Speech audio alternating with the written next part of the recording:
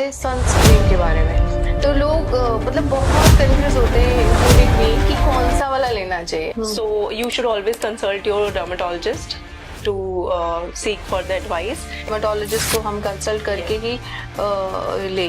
बिल्कुल। And ma'am how important is it to take sunscreen? Sunscreen application is very very important in dermatology.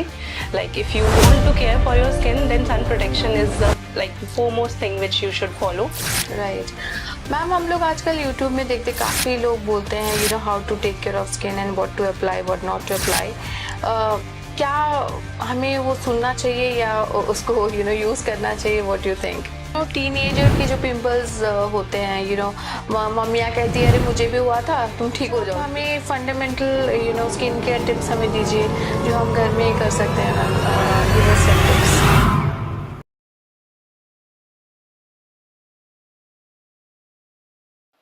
Hi everybody, आज हम एक और interesting podcast लेके आए हैं डॉक्टर निहारिका दीक्षित के पास, जो एक डर्मेटोलॉजिस्ट है।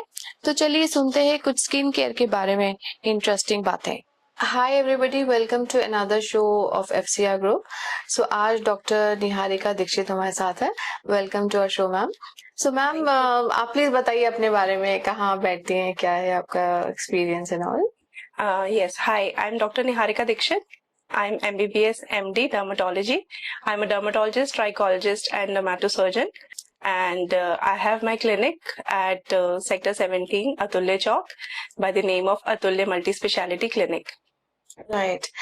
सो मैम, पहला सवाल जो हम जानना चाहेंगे आपसे सनस्क्रीन के बारे में। तो लोग मतलब बहुत कंफ्यूज होते हैं इंक्लूडिंग मी कि कौन सा वाला लेना चाहिए। सो मैम प्लीज हमें इस बारे में थोड़ा एजुकेट करिए। Yes. So sunscreen मार्केट में जैसे बहुत सारी सनस्क्रीन अवेलेबल हैं, so you should always consult your dermatologist to seek further advice. And sunscreens में बहुत सारे options available है, like gel based sunscreens are there, silicone based are there, and lotion based. So I can tell you a general idea about sunscreen. So आप क्या कर सकते हैं, like SPF is the first and the most important thing which you should check before buying any sunscreen. Right. So you can buy any sunscreen which is SPF like 30 and above. सो वो आप ले सकते हैं। इसके अलावा जैसे मैंने बताया फॉर्मुलेशंस बहुत सारी अवेलेबल है। सो जेल बेस्ड सनस्क्रीन अगर आपकी बहुत ऑयली या एक्ने प्रोन स्किन है तो that will work for you. And otherwise अगर आपकी ड्राई स्किन है तो आप ले सकते हैं lotion based sunscreen. And silicone based sunscreen are also there, so which are also very good for combination skin और ऑयली स्किन। सो मतलब ऑप्शंस है, but as per your skin जो भी है आपका टाइप है, you should go for it. But better I think एक डर्मेटोलॉजिस्ट को हम कंसल्ट करके ही ले।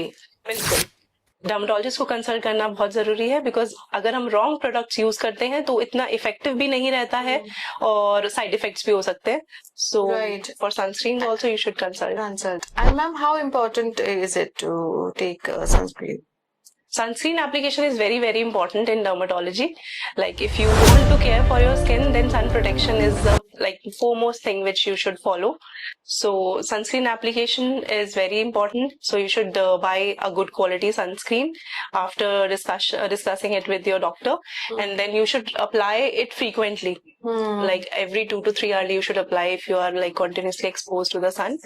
Yes, and you should have physical protection also. You should cover your face, or you should carry umbrella, wear goggles and all. So this is also very important. Yes, because sun protection is very important. Otherwise there will be tanning, there will be discolorations, and sometimes early aging is also there. And sometimes there is like skin reactions can also be there because of sun exposure. Right, so it is I mean मतलब almost mandatory है to use. बिल्कुल, वो अपने daily routine में आप sunscreen application को जरूर add करें। राइट मैम, हम लोग आजकल यूट्यूब में देखते काफी लोग बोलते हैं you know how to take care of skin and what to apply what not to apply. क्या हमें वो सुनना चाहिए या उसको यू नो यूज करना चाहिए? What you think? हाँ जी, सो यूट्यूब या फिर कोई और सोशल मीडिया प्लेटफॉर्म पे जो भी सजेशंस दिए जाते हैं, जो कि मतलब डर्मेटोलॉजिस्ट नहीं है, मतलब लोगों से दिए जाते हैं जो कि क्वालिफाइड नहीं है, तो उनको आपको बिल्कुल भी फॉलो नहीं करना चाहिए। बिकॉज आजकल क्योंकि अवेयरनेस हो रही है, बहुत सारे लोग सर्च करते हैं चीजों के बारे में, so many people are saying different things and everybody is trying to become a dermatologist. So सब लोग डर्मेटोलॉजिस्ट नहीं है, सबसे पहली इंपॉर्टेंट चीज यही है जो मेडिकली आप लोग जैसे क्वालिफाइड जो क्वालिफाइड है। So always check the degree of the person जिसकी भी आप बात सुन रहे हैं या फॉलो करना चाहते हैं। सो एटलीस्ट MBBS MD होने चाहिए या फिर DNB। सो यही एक पर्टिकुलर डिग्री है जो कि हमें डर्मेटोलॉजिस्ट बनने के लिए क्वालिफाई करती है। So this is very important. और अदरवाइज सजेशन जैसे यूट्यूब में अगर कुछ भी दिए जाते हैं तो उनको फॉलो नहीं करना चाहिए, बिकॉज कई चीजें किसी एक पर्टिकुलर पर्सन को सूट करती है, उसके लिए इफेक्टिव होती है। हो सकता है यस बिल्कुल, हाँ जी। तो कुछ चीज अगर किसी को सूट कर रही है तो जरूरी नहीं है कि वो आपको भी सूट करेगी। So you should not do this. सबकी स्किन अपनी अलग है, सबकी कंडीशंस और जहां आप रह रहे हो वेदर कंडीशंस डिफरेंट है। So if somebody is suggesting you from Delhi और आप कहीं और हो, साउथ इंडिया में हो या किसी और पार्ट ऑफ द वर्ल्ड में हो, सो वो सबके लिए सेम चीज एप्लीकेबल नहीं है, तो वो चीज बिल्कुल नहीं फॉलो करनी चाहिए। बिल्कुल। अच्छा मैम, एक और चीज जो टीनेजर के जो पिंपल्स होते हैं, मम्मियाँ कहती है अरे मुझे भी हुआ था, तुम ठीक हो जाओगी। Yes. तो ये क्या सच है और कैसे इसको हम लोग ठीक कर सकते हैं पिंपल्स को? बिल्कुल। So teenager acne is a big problem, और आजकल ये और ज्यादा बढ़ गई है बिकॉज ऑफ द लाइफस्टाइल की, जैसे आजकल जंक फूड, जंक फूड इतना इजीली अवेलेबल है, तो बच्चे ज्यादातर डेली बेसिस पे वो खाने लगे हैं। तो ये चीजें टीनेज में ज्यादा हो रही हैं, तो उसकी वजह से ओबेसिटी, पिंपल्स या PCOS के इश्यूज ये भी आ रहे हैं। हेयर फॉल मैम, यस बिल्कुल, hair fall and even hirsutism, like excessive hair growth आपके फेस पे जो आ जाती है गर्ल्स के, तो वो सारे इश्यूज भी आ रहे हैं। बट ये सब कुछ ट्रीट करना जरूरी है। मतलब अगर सिर्फ पिंपल भी आ रहे हैं सो वो भी इम्पोर्टेंट है। मतलब उसे ये नहीं सोचना कि ये तो हार्मोनल है, टीनेज में सभी के होते हैं तो ये ठीक हो जाएंगे, ऐसा नहीं होता।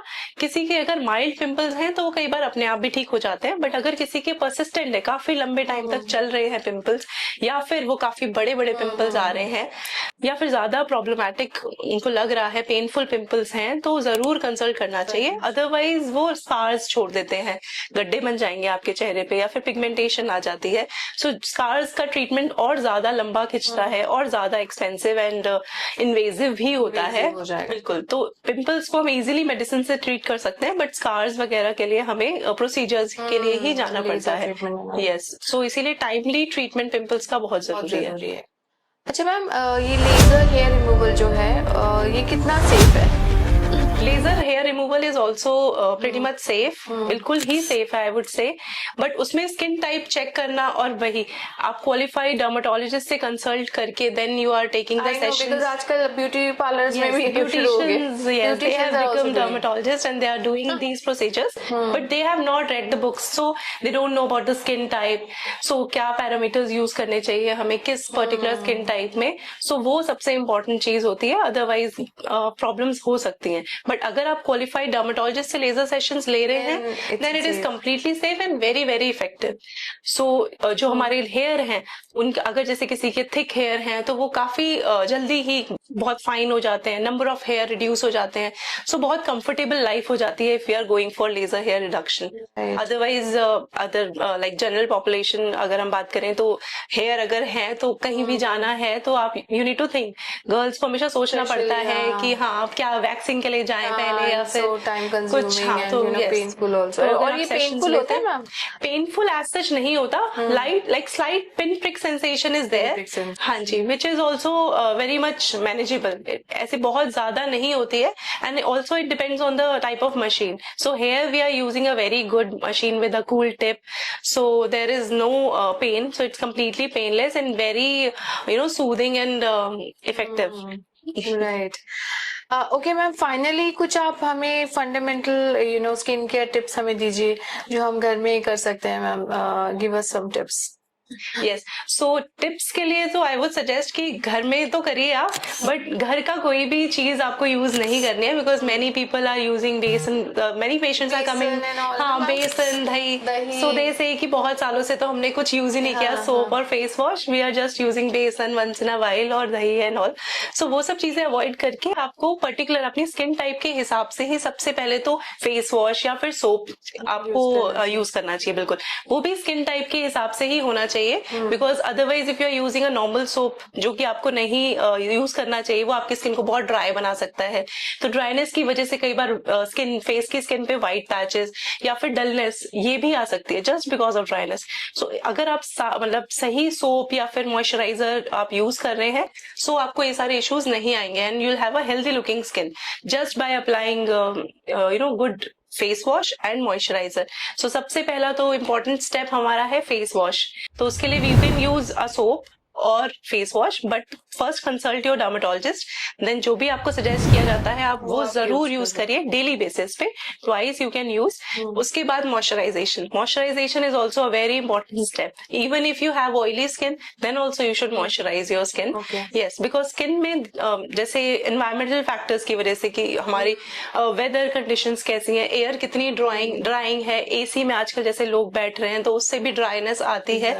सो ड्राइनेस की वजह से भी जैसे मैंने बताया डलनेस या फिर बहुत रिंकल्ड स्किन वैसी चीजें होती हैं। तो आप जो आपको एज के हिसाब से एज अप्रोप्रिएट मॉइस्चराइजर्स भी होते हैं तो वैसे आप यूज करिए बिल्कुल, तो वो यूज करना है। उसके बाद आप सिरम्स यूज कर सकते हैं according to your skin condition and you can use you should use sunscreen also daily. And moisturiser में मैं एक चीज बताना चाहूंगी कि जैसे हम लोग मॉइस्चराइजर अप्लाई करते हैं, so we just apply on our face, so we forget the area around our eyes, periorbital area is also very important, उसको भी मॉइस्चराइजेशन की जरूरत होती है बिकॉज सबसे पहले रिंकल्स हमारे आईज के अराउंड ही आते हैं। बिल्कुल, तो वो पफिनेस, वो रिंकल्स जो भी हमारे आ रहे हैं तो वो इसी वजह से आते हैं बिकॉज इलास्टिसिटी स्किन की वहां से लूज हो रही है और ग्रेविटी की वजह से थोड़ा सा हमारा नीचे जैसे स्किन सैग हो रही है, तो उस वजह से। तो अगर हम मॉइस्चराइजर वगैरह यूज करते हैं तो स्किन की इलास्टिसिटी हमारी मेंटेन रहती है।